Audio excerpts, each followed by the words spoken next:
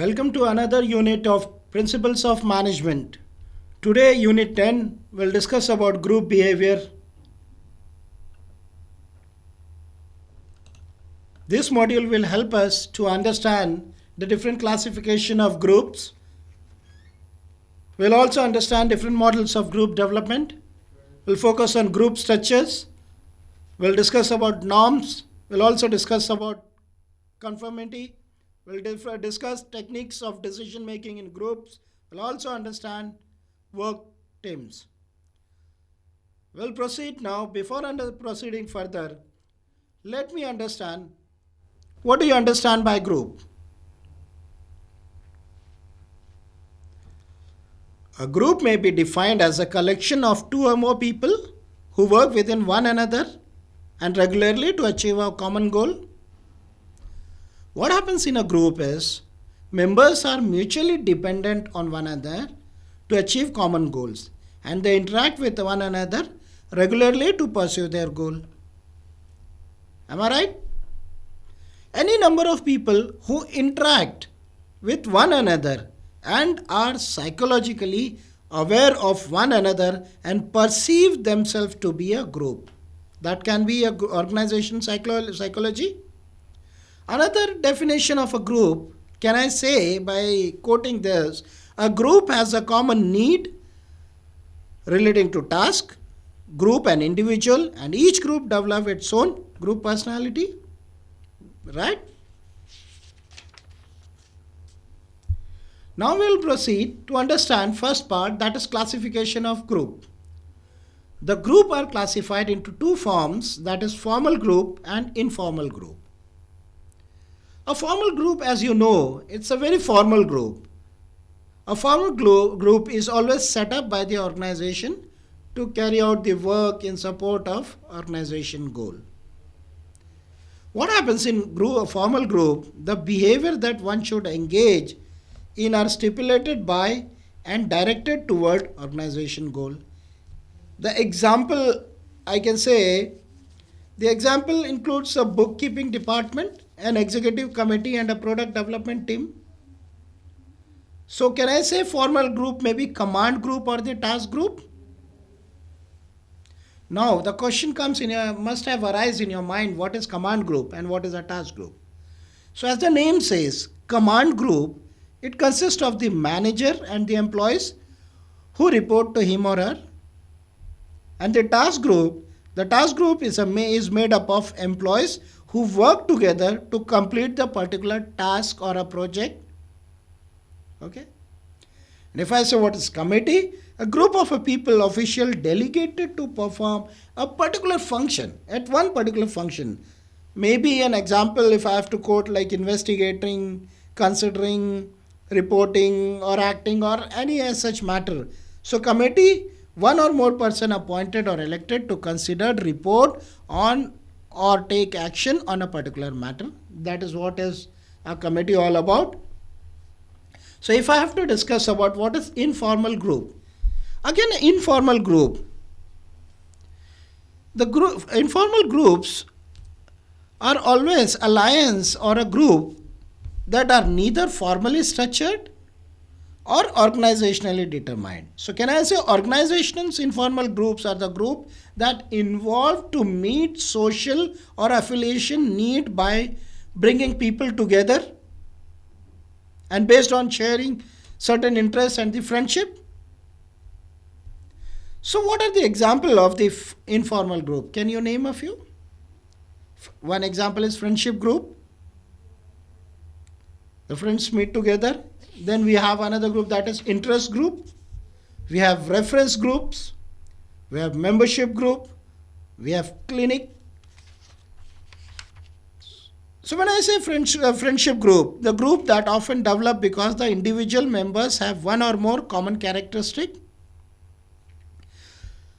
Social alliances which frequently extend outside the workstation or situation can be based on the similar age, same political view, etc. Interest group is the people who may or may not align into the common command or the task group. Reference group, sometimes people use a group as a basis of comparison in making decision or the forming opinion. When a group is used in this way, it is reference group. When I say membership group, when a person does belong to a group, one particular group, this is called as a group member. Cliques are relative, permanent, informal, that involves friendship. Most of the relationship come down to two cliques, each with a hanger on and some isolate. The group includes several different professionals. They develop ideas about each other. Clique membership act as a form of social control, forcing people to conform the group desires. Alright, so we have discussed formal group and informal group. We will go further. Formal group, as I said, it's a command group that can be commanding the task for completion of one task. Committee, a group of people formed for certain action. An informal group, as we discussed, friendship group. We discussed interest group. We discussed reference group. We discussed membership groups and cliques. So if I have to give in a one-line definition, what is a friendship group? What can I say? Friendship group is formation of a friendship group, that is social alliances, who frequently meet outside the work situation of the similar age. Interest group, people who may or may not be aligned into the common command or the task group may affiliated to attain a specific objective, and this can be a common interest. Reference group, sometimes people use group as a basis of comparison in making decisions for forming opinion, that is a reference group. We talk about membership group, when person does belong to a group, formal or informal group to which employee actually belong, this group is called as a membership group. And clique, a relative, permanent, informal group that involves friendship. We'll go further. Different models of group development. We have understood what is group. Now we'll focus on different models of group development. The first important model of the group development has been cited below. Earlier there were only 4 stages, then fifth one is added recently, that is adjourning. So if I say 5 stage of model or 5 stage of group development, is first is forming, storming, norming, performing, adjourning. So now let's discuss each stage one by one. What do you understand by forming? Or what happens in this stage?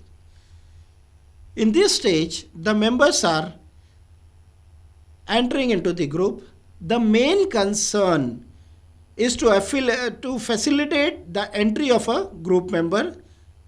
The individual entrings are concerned with the issues such as what the group can offer them, their needed contribution, the similarity in terms of personal need, goal, group, etc. That is forming. Coming to storming. Storming is like a brainstorming. Right? So storming is nothing. This is a turbulent phase where individuals try to basically form coalition and cliques to achieve the desired status within the group. Third is norming. As the name says, norming forms the norming stage of a group development. The group really begins to come together as a coordinated unit. Here we come as a coordinated unit. Here we brainstorm. Here we form the group. And the next stage is performing. When I say performing, the group now becomes capable of dealing with the complex task and can handle internal disagreement in a novel way. So that is what is performing. And the last is adjourning. When I say adjourning, a well-integrated group is able to disband if required. When it works, is accomplished, though in itself it may be painful process for a group members emotionally. The adjourning stage of a group development is especially important for many temporary groups where rampant and especially important for many temporary groups where they are rampant in today's workplace. Members of this group must be able to convince quickly. Right? Coming to another part of the model of group development, that is punctuated equilibrium model. When I say punctuated equilibrium model, This model, the punctuated equilibrium model, is an alternative model for temporary groups with deadline. It is for the group that do not follow the 5-stage model. And these are into 2 phases. Phase 1, when I say the phase 1, the first meeting sets the group or group's direction. This stage is the first inertia phase. A structure of behavior pattern and assumption emerges like transition. Second phase, it is new equilibrium and it is also period of inertia. In this phase, what the group does is, group executes plan created during the transition period. The first phase is transition period, second phase is implementation phase. Alright? Move further, we'll discuss what is a group structure. Now, we have discussed about the group. Now, group structure, before we move on to the elements of group structure, let me explain you.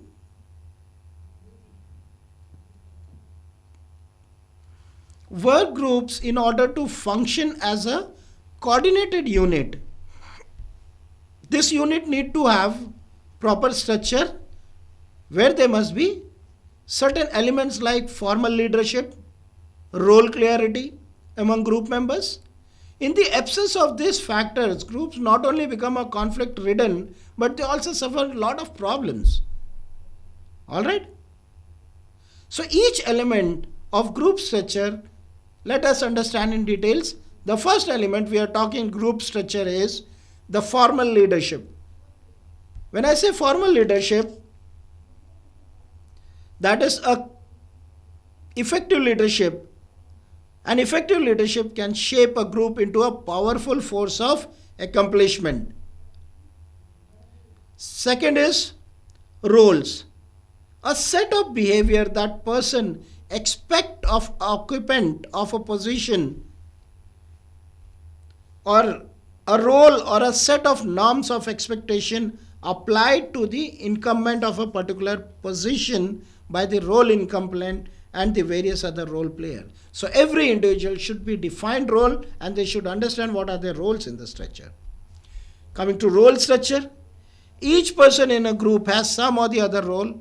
They have their own pattern to expect behavior associated with certain position in a group. Each group member's role is part of a group's overall role structure. Alright. Next is role perception. When I say role perception, that is certain image of the role. For playing one's role effectively in a group, one view of how one is supposed to act in a given situation, and that must be clear, leading to a clear role of perception.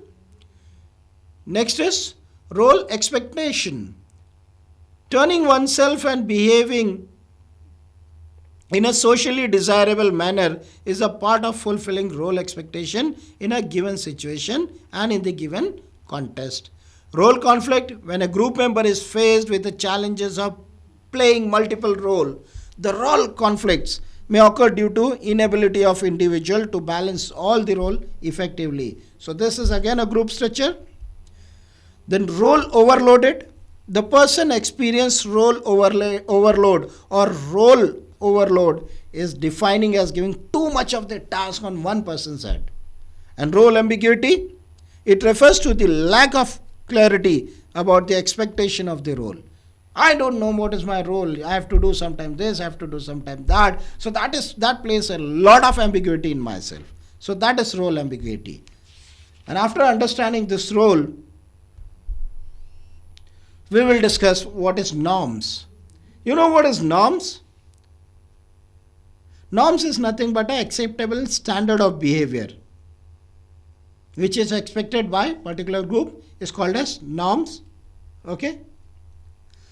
So performance norms are comprises the following. That is how hard they should work, how to get the job done, the level of output, appropriate level, etc. That is one of the performance norm. Second, the norms are extremely powerful in affecting the individual employee's performance.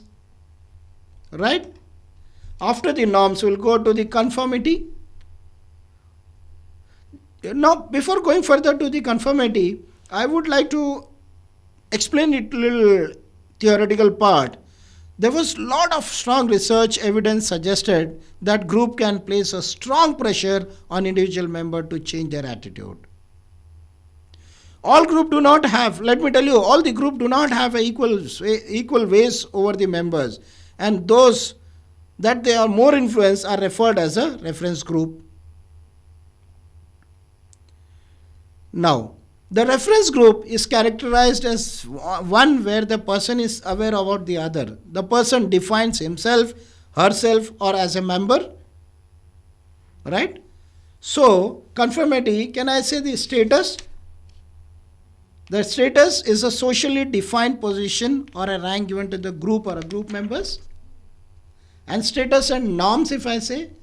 So, the status, and when I say norm, so, research shows that the following with the regard of relationship between status and norm. One is high status member of group often are given more freedom to deviate from the norms. And high status people also are better able to resist conformity pressure. Right? And status and equity. When I say status equity, when inequity is perceived, it creates disequilibrium that results in corrective behavior. So group generally agrees within themselves on the status of criteria, and status and culture.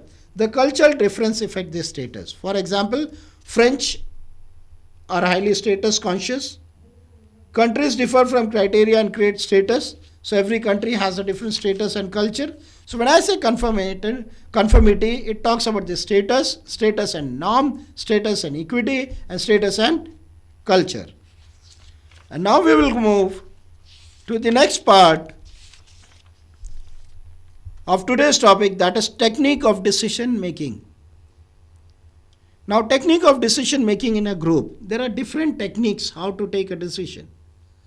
There are six methods of taking a decision. One is the decision in lack of response. When I say decision in lack of response, what happens is in this type of decision making, ideas are forwarded without any discussion taking place.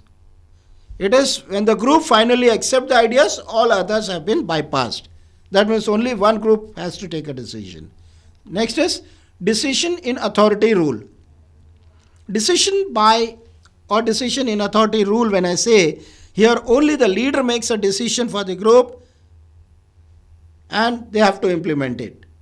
Decision by minority rule. When I say decision by minority rule, it means 2 or 3 people are able to dominate the group into making the decision. And the next is decision by consensus. One alternative is accepted by most member and the other member agreed to support it. There is no more option given. And the last is decision by unanimity.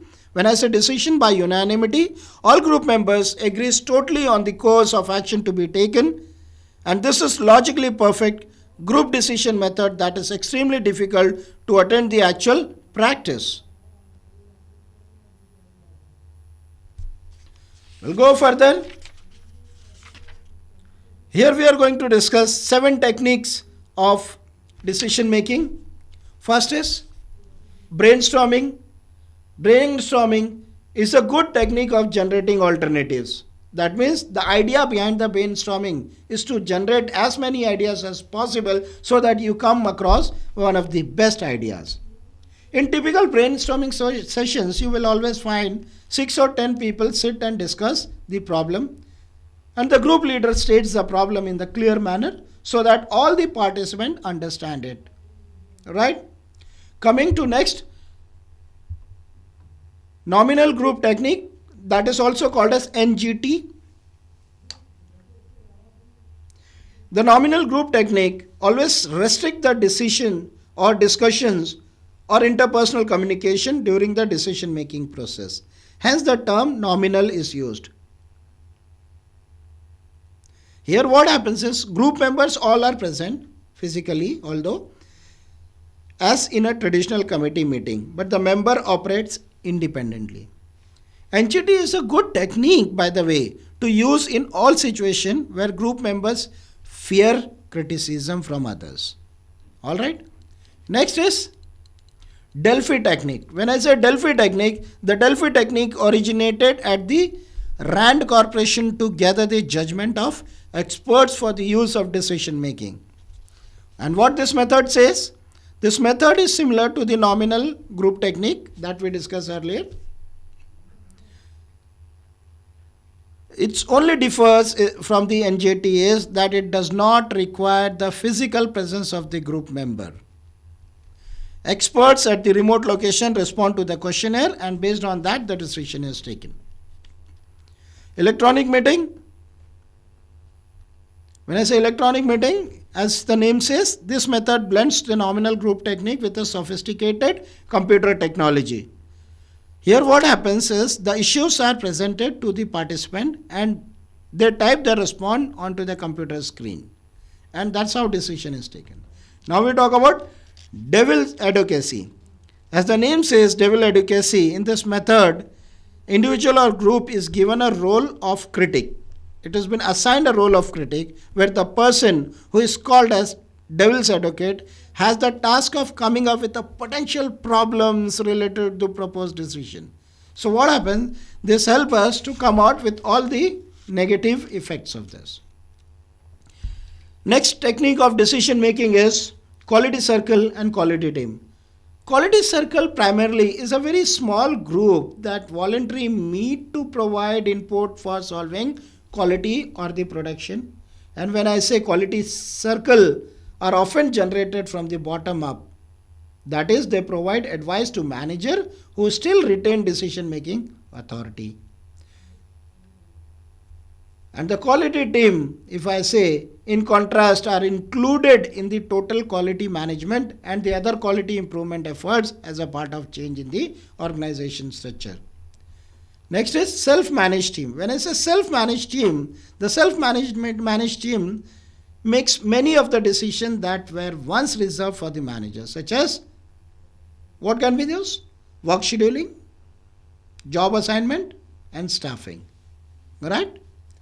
So these are the 7 techniques of making a group decision. The brainstorming, nominal group technique, Delphi technique, electronic meeting, devil's advocacy, quality circle, quality teams, self-managed team. Move further.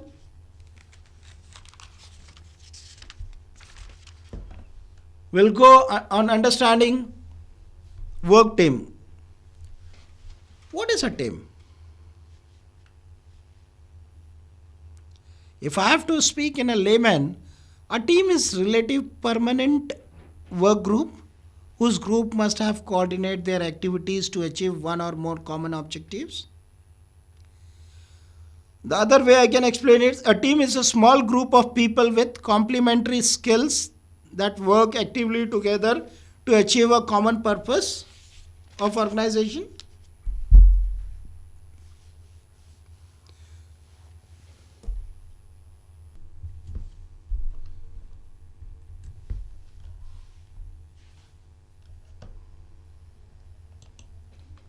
Here what we are going to do is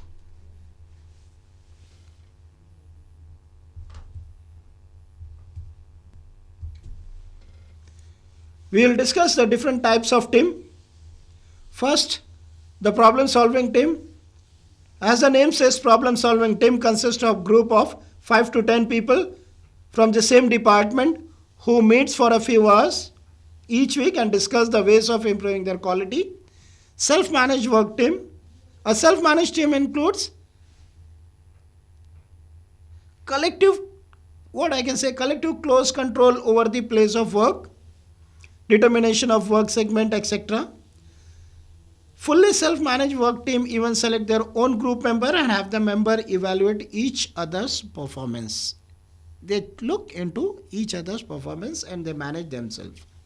Cross-functional team is nothing but a team that are made up of employees from about the same hierarchy level but from the different work areas. So what happens is different department can give their input on the understanding on their team. And last is self-managed team. Self-managed team are the one that makes decisions that are once reserved only for manager. And the self-managed teams are one way to implement empowerment in the organization. Right? Any questions before we proceed to summarization?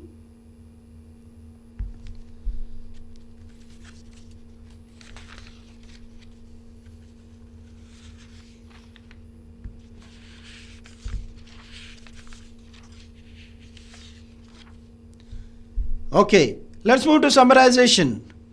What do you understand by 5-stage model of group development? Do you remember?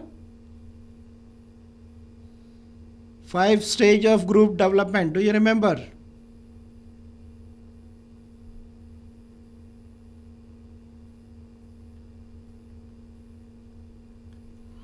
The 5-stage models are forming, storming, norming, performing, and adjourning. And can you explain the technique of group decision making as we discussed immediately? There are 7 techniques of decision making in a group. First is brainstorming. Second is nominal group technique. Third is Delphi technique, electronic meeting, devil's advocacy, quality circle and quality team, self-managed team. Any other questions? No questions? All right, friends. Thank you and have a happy learning ahead and have a very bright future. Take care.